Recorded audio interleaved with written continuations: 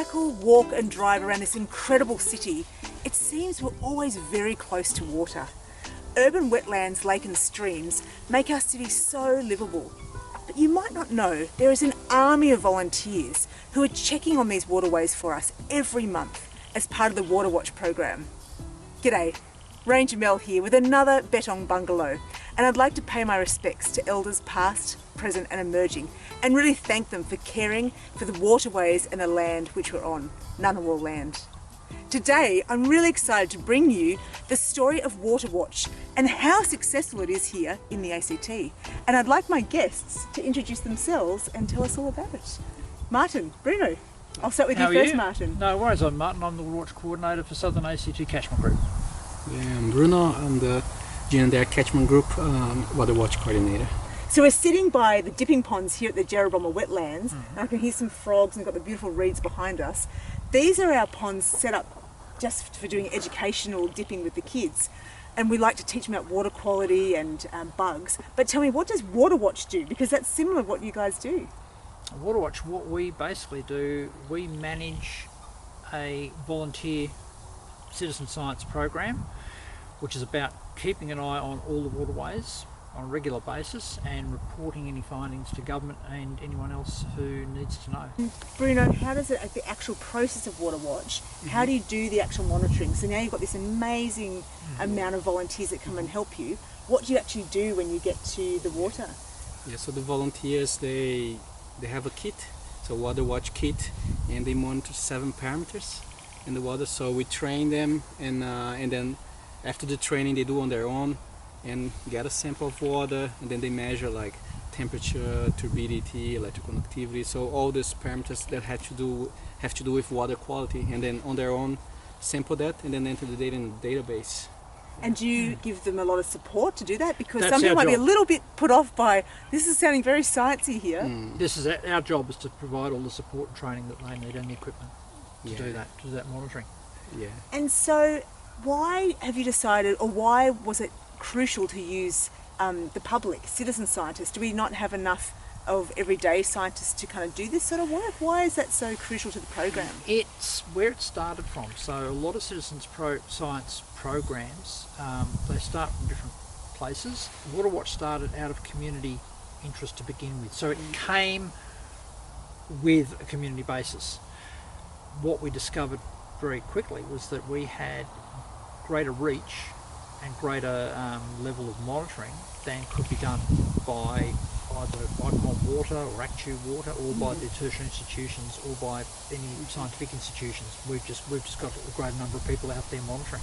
And do you find, Bruno, that people really start to become protective of their patch? You know, they might see some empty bottles, or even like a car that's been abandoned, or from the external pollutant Yes, factors? they do. Yeah, a lot of mine do a clean up at the same time. They do clean up. Yeah, some of my volunteers, whenever they're monitoring, they're entering their data, then have a note section, and they put it there how many bottles they remove from the creek, and you put all the details, like the animals they have seen, but also whatever they clean up from the creek. Yeah.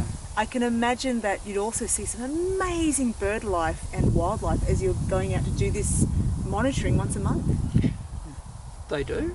Yeah. I had a volunteer who took some beautiful photos of scarlet robins, which we know are locally threatened species down the Nace Valley.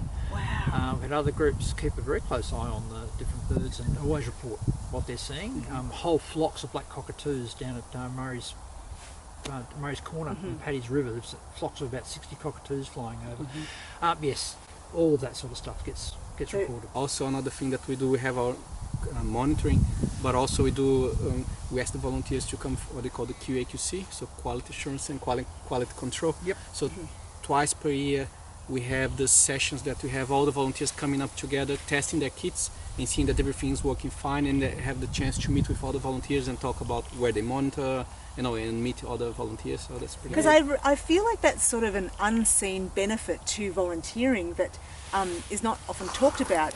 It's the social side as well really helps to your well-being when you get to go out and do something. You're doing something amazing for the environment, fantastic, tick.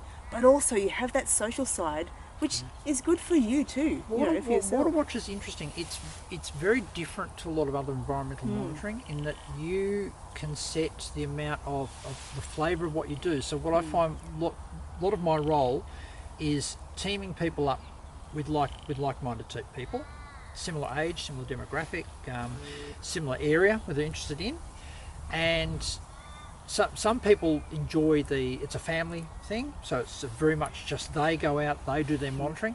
Other people have enjoyed getting teamed up with new members, and the example I had was I had two volunteers sign up to do Lake Tuggeranong. Turns out the two people never met before, but they were both retired police officers. Yeah, right. So plenty to talk about. So when we started doing the training, they were off talking about the past history about ACT police so they'll become good friends out of that. It's so important, isn't it? Yep. Yeah. So I guess we've gone through this horrendous black summer bushfires of 2019-2020. Yep. Are we seeing the impact of that in the waterways? Obviously, we look around the landscapes, we see that. But when we just focus on the waterways, what did your volunteers start to find with our water since those fires? Yeah, so for example, they are gonna see that ash coming through the system. So whenever we have a rain event, so that gets washed through the system. And for example, a lot of the fires happen here, like in Kuma or the upper Murrumbidgee region, and my volunteers even like in Yas.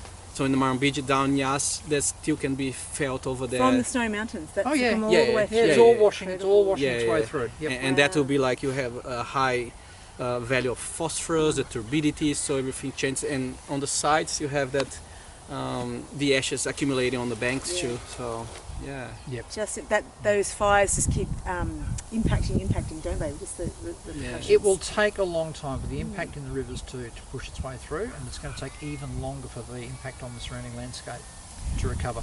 As people at home, who might not be thinking about water quality, I like to always ask the people I interview, is there something we can do at home today that will start to help with the water quality around our beautiful city? Is there something we can all do that's an easy thing that you can think about in your day-to-day?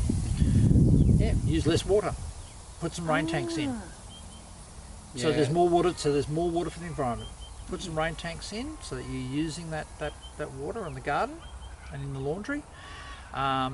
And the other thing you can do is being mindful of take part in Clean Up Australia Day events. Any rubbish anywhere in the landscape ends up in our waterways and ends up affecting the microplastics and those sorts of things from the breakdown of rubbish is a really big issue. And it's not just an oceanic problem; it's also it's a problem in our waterways too. Probably around your house, you rake your leaves. Don't put in the compost. Don't leave them just sitting there, because whenever you have a rain, gonna be washed through the drains and gonna get to a wetland or to the creeks.